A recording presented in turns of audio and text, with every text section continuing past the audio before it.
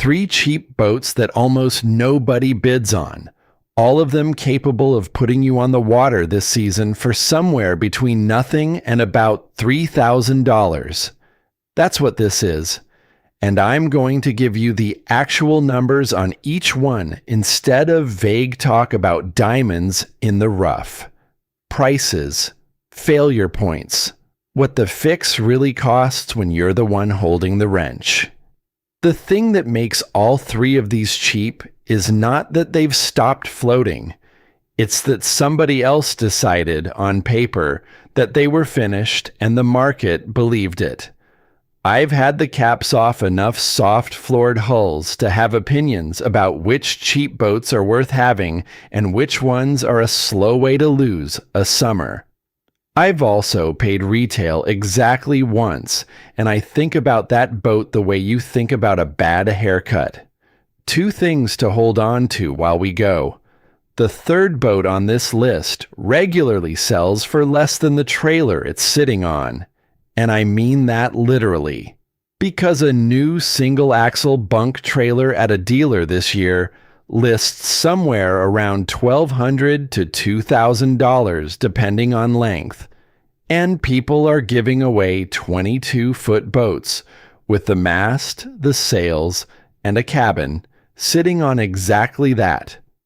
And after all 3, I'm going to read you what the word lifetime means inside a boat hull warranty, because there's a builder out there whose own published warranty puts lifetime in the heading and then defines it in the paragraph underneath as 10 years.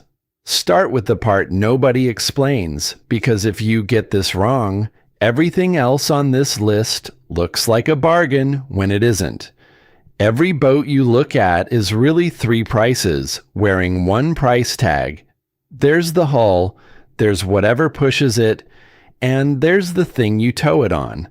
Those 3 depreciate at completely different speeds, and almost all the collapse happens in the middle one. A fiberglass or aluminum hull that's been kept dry does not owe you an apology at 25 years. A trailer holds its value like a hand tool, but the power plant, the outboard, the stern drive, the rigging, and the controls, that's where the money bleeds out. And because most buyers can only judge a boat by whether the motor fires on the first turn, the whole package gets priced off the weakest of the 3 parts. So here's the thread running through all 3 of these, and it's the reason they're gold mines rather than junk. At any given moment, the industry sells a cheap version and a good version of the same boat. The good version, 20 to 30 years old, almost always costs less than the cheap version brand new. Same water, same fish, same afternoon. One of them has a payment book attached. Number 1, the old riveted aluminum semi-V. 14 to 16 feet, bench seats, tiller or a little side console, sitting on a rusty trailer behind somebody's garage with a tarp full of leaves in it. This is the most ignored good boat in America, and the reason is purely cosmetic. It's dull. It's dented. The vinyl is cracked and the carpet smells like 1994. Meanwhile, the actual structure, the thing that costs real money to replace, is essentially a permanent object because aluminum does not rot.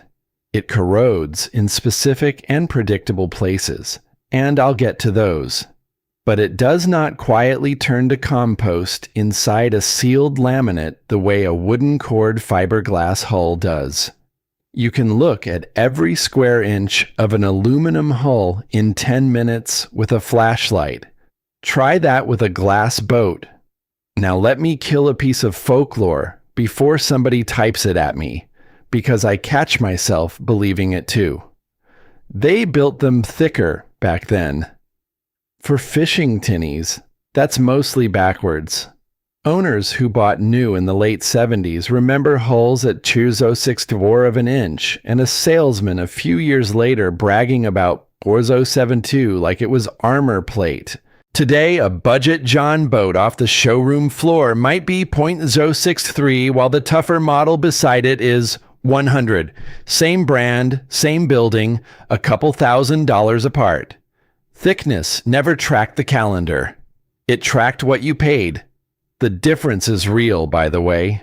.063 aluminum weighs about 9/10 of a pound per square foot, and 100 is about 1.4.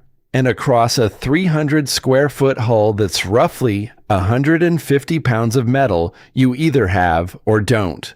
On the thin stuff, you can watch the bow flex in a chop. On the thick stuff, you can't, which is the whole argument for buying old. A 25-year-old 100 hull from a company that was building for guides and duck hunters costs less than a new .063 hull built to hit a price point in a big box flyer, and it will still be here when the new one is a pile of patch tape. What actually fails, in order. Rivets weep. That's normal. That's not a death sentence. And a boat that takes half an inch of water over a long day is a boat with a couple of loose rivets, not a wreck. They can be bucked tight again, replaced with closed-end rivets, or sealed from inside. The transom is next, and it matters more, because there's plywood sandwiched in that aluminum cap, and it has been getting wet through the motor bolt holes for 3 decades. Tilt the motor up, then grab the lower unit and pull it side to side and up and down. Anything that moves independently of the boat is telling you the wood is gone. Third, the floor. If there's plywood over foam under carpet, assume the foam is a sponge and factor the weight. Fourth, and this is the one that decides whether you should walk, is corrosion, where somebody put a steel screw into aluminum, or where the boat lived in salt water on a lift with no anode. White powder and pitting along the chine or around the fittings is aluminum being eaten by chemistry. And unlike a rivet, that's not a Saturday. Here's the arithmetic that makes or breaks this whole category, and it applies to every boat in this video. Do not buy a hull planning to put a new engine on it. In spring of this year, a dealer's published repower sheet had a 90-horse 4-stroke at around $10,900, with rigging on top of that running roughly $1,200 to $1,400, and marine tech labor at certified shops sitting somewhere between $125 and $175 an hour for the 8 to 16 hours a straightforward swap eats. That is more than the entire boat, 5 times over. So you buy the little aluminum boat for the hull and the trailer, and you power it with something that matches the boat's actual worth. A running 9.9 or a 25 tiller, or a mid-90s 50 that some outboard guy in your county has been keeping alive since before your kids were born. That's not settling. 15 horsepower on a 15-foot tinny is a genuinely fast, genuinely useful boat, and it'll run all day on 5 gallons. What it's for: shallow water, stumps, weed beds, the ramp with the broken concrete lip, the little lake nobody bothers to trailer to. You can drag it up a gravel bank and feel nothing but mild guilt. That's a freedom the fiberglass crowd pays for in anxiety, which brings up the obvious question. If a hull that never rots is this cheap, what about the free boats? Because there are free boats out there, and one of them is a trap. Quick word on that, because somebody watching is about to click on it this weekend. The free 25 to 30 foot stern drive cruiser. Somebody's father passed, nobody wants it, and it's yours if you haul it away. Here's what's underneath. Structural fiberglass work, transom, stringers, deck, starts around $2,000 and runs past $10,000 depending on access and size, and once one of those is wet, the others usually are too. Add a slip at $15 to $35 per foot per month as a 2026 baseline. plus $500 to $2,000 for a haul out and winter storage in any state that gets a real winter. Free is the sticker. The bill is a season of your life and more money than the boat will ever be worth. Say no and keep scrolling. So notice the pattern forming. All three of the boats worth having share one trait. The expensive to fix part is simple, visible, and made of metal. And the parts that fail are the parts you can price at a counter before you buy. The trap boats are exactly the opposite. The failure is hidden inside a structure you can't see and can't quote. Keep that in your head for the next two, because the second boat looks like the ugliest thing on this list and is the closest thing to free money in it, and the third one is the one that sells for less than its trailer. Number 2, the old pontoon boat. 90s or early 2000s, faded, sun-cracked seats, carpet like a wet dog, deck that gives a little when you walk near the stern. Nobody wants these. They photograph terribly. They're too big to hide in a garage, and the seller usually knows the deck is soft, so the ad says, needs TLC, and the price says, please take it. And underneath all that misery is the cheapest path to a genuinely comfortable family boat that exists. Because look at what a pontoon actually is. 2 aluminum tubes, an aluminum frame across them, plywood screwed to the frame, and furniture screwed to the plywood. That's it. There's no laminate, no stringers buried in resin, no coring to guess about. The tubes and the cross members are the boat, and by the trade's own reckoning, tubes routinely go 20 to 30 years and beyond, usually outlasting the deck and the seating by a decade. I'll flag that honestly.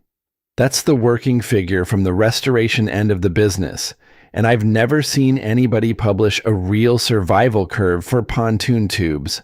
My read from what actually shows up dead is that tubes rarely die of age. They die of impacts, of sitting on a trailer bunk wrong for 10 years, and of somebody welding a bracket on badly. The frame is the same story. Those cross members and the longitudinal beams almost never need replacing unless the boat's been hit or left in something corrosive.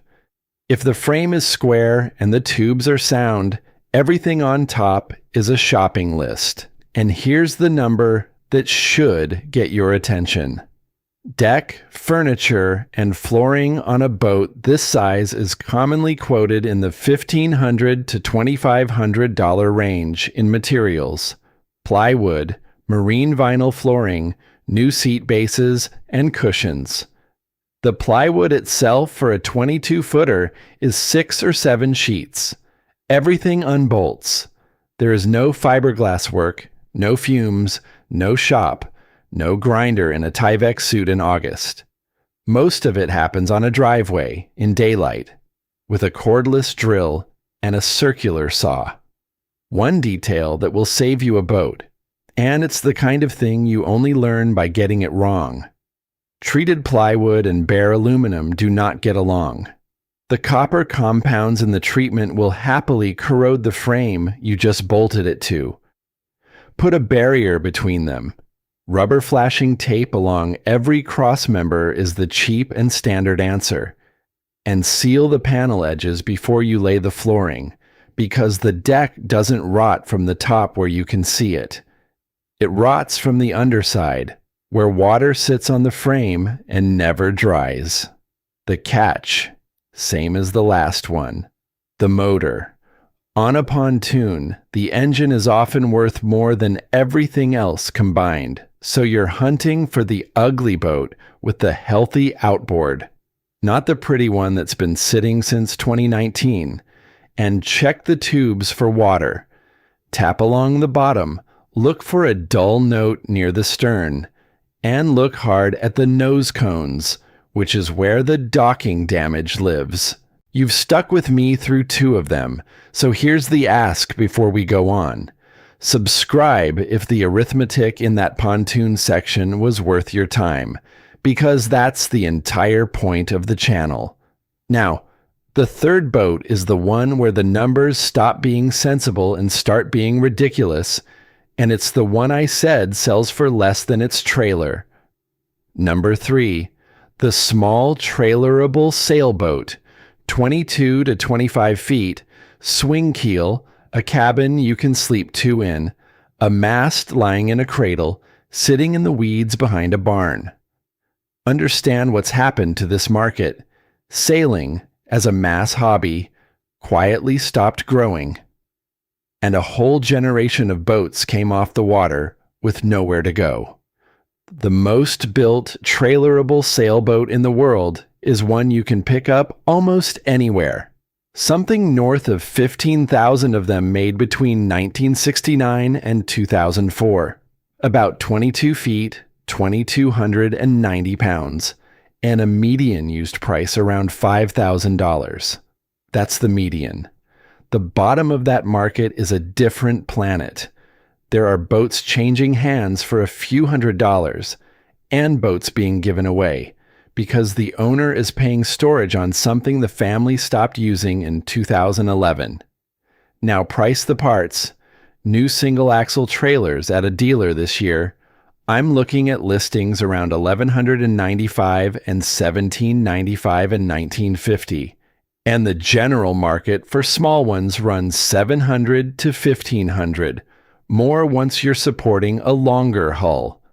So on the low end of this category, you're buying a serviceable trailer and getting a hull, a mast, a boom, a rudder, sails, and a cabin thrown in as packaging.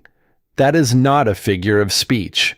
That's a Tuesday on the classifieds. And the running costs are where it turns silly. No repower risk because there's no big engine to fail. Most of these were designed around a small outboard hung on the transom, and a 9.9 will move 2,200 pounds anywhere you need. No slip because it lives on the trailer in your yard. No fuel to speak of. The single largest annual cost of most boats, storage, you've deleted. Here's the honest part, because this is the one with the most ways to hurt you.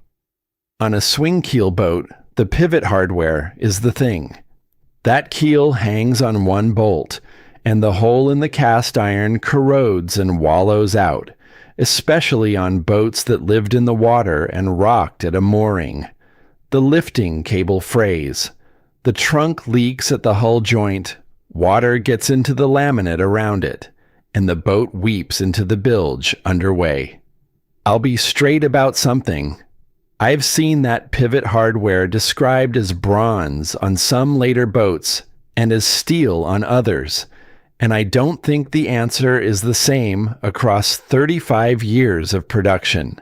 So I take the conservative view.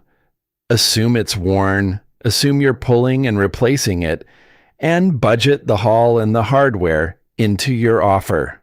2 more. The deck on most of these is a fiberglass sandwich with a wood core, and if the fittings were never riveted, that core is wet. Tap the side decks and around every cleat and stanchion with a plastic mallet and listen for the change from a sharp click to a dead thud. And the standing rigging, stainless wire, has a working life.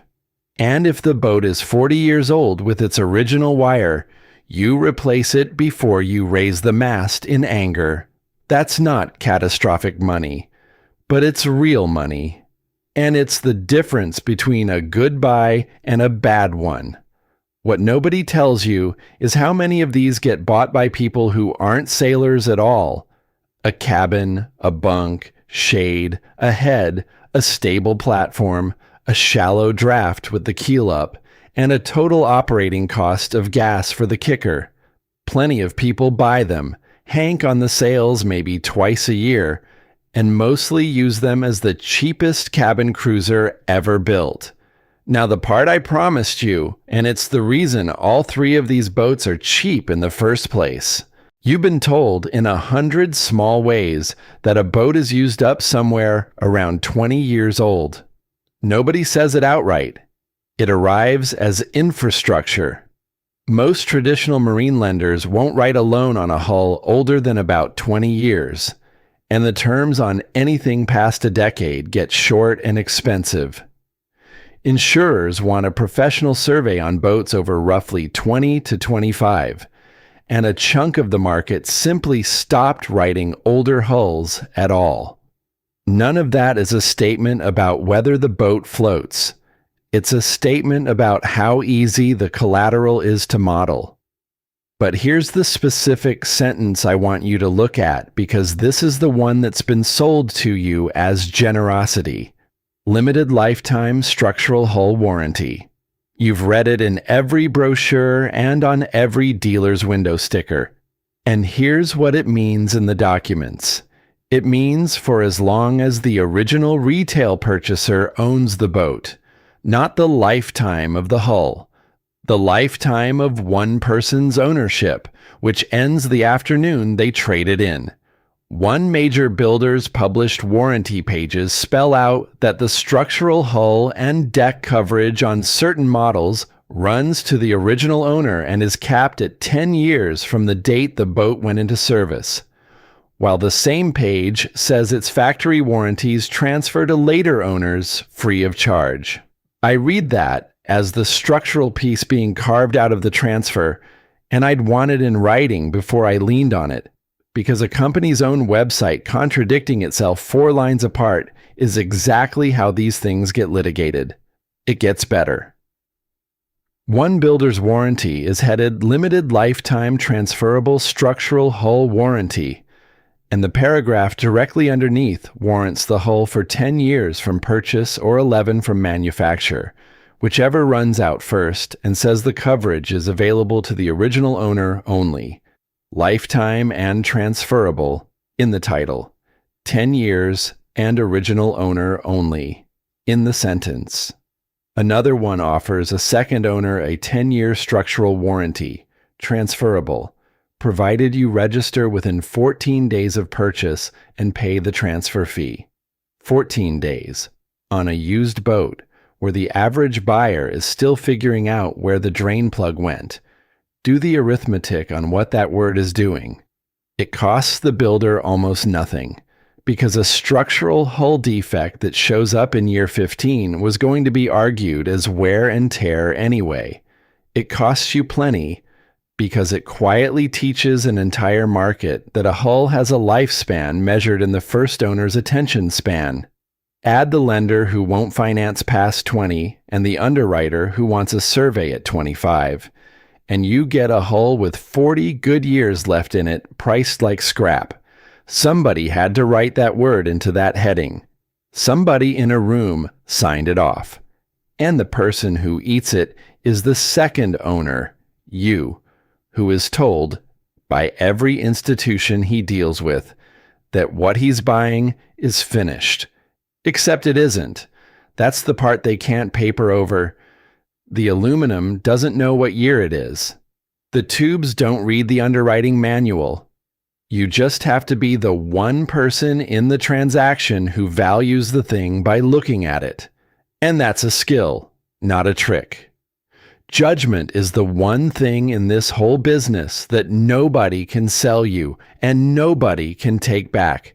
Every system we've just walked through, the loan term, the survey threshold, the warranty heading, exists to do your thinking for you, and each of them is a rough instrument built by someone whose interests aren't yours. They're not evil. They're just averages, and you are not an average. You're a specific person standing in front of a specific boat with a flashlight and a mallet, and if you know what the tap on a wet deck sounds like, you know something the whole apparatus doesn't. That's worth more than money, and it compounds. It's how a man ends up with a boat that owes him nothing on a lake on a Tuesday, while the finance office is still explaining to somebody why 20 years is the cutoff. So here's how you actually run this, And I'd rather give you a procedure than a rule of thumb, because a procedure works on your numbers instead of mine. Before you look at any cheap boat, price the three pieces separately. 1. What would a comparable trailer cost you today in your area, new or used? 2. What is that engine worth on its own, running, sold off the transom? Not what it cost new, what somebody would hand you cash for this weekend. 3. What is the hull worth stripped of both? Add the first two. If the asking price is at or under that number, the hull is free and you are shopping for parts, which is the only mindset that keeps you honest. Then inspect in this order, because it's the order of expense. Structure first. Transom flex with the motor tilted, deck and floor underfoot near the stern, and on glass, a mallet on every panel and around every fitting. Water intrusion, second. Rivets, the keel trunk, the fittings nobody has riveted since the Clinton administration. Corrosion, third. White powder, pitting, steel touching aluminum. The engine last, and only last, because it's the one part you can price exactly and replace with a phone call. Walk away when the failure is hidden and the quote is open-ended. Structural fiberglass, transom, stringers, deck, can run from $2,000 into five figures, and the estimate always grows once the grinder starts. Walk toward the failure that's ugly and bounded. Rotten plywood you can measure in sheets, seats you can order, carpet you can throw in a dumpster. Ugly and bounded is where the money is. And whatever you buy, get the trailer roadworthy before you get the boat pretty. Bearings, lights, tires with a date code from this decade. More cheap boats have been lost on the interstate than at the ramp. Do that, and here's what you're really buying. Not a bargain. The absence of a bill. No payment on the first of the month. No slip invoice in the spring. No depreciation, because there's nothing left to lose. In 3 years, when the market decides something else is finished, you'll be the one who knows what that means. Tell me where you're watching from and what the water's like there, because this changes completely depending on where you stand. Salt eats aluminum and rewards fiberglass. Weedy inland lakes make the shallow tin boat king. A short season up north makes the trailer-kept sailboat make sense in a way it never will in Florida. I want to know what these boats actually cost on your local classifieds, because the spread between regions is bigger than anything I could tell you. And if you think I've called one of these wrong, if you've owned the pontoon that dissolved or the tinny that split, say so plainly, because those posts are the useful ones and I read them. There's one thread here I deliberately left alone, and it's been nagging at me for a while. What happens to all these hulls when nobody takes them? There's a whole quiet economy of abandoned boats and what it costs somebody to make them disappear, and I haven't got to the bottom of it yet. If you want to be here when I do, subscribe, and I'll bring it back with numbers. Until then, go look at something ugly, tap it with a mallet, and make an offer nobody else was brave enough to make.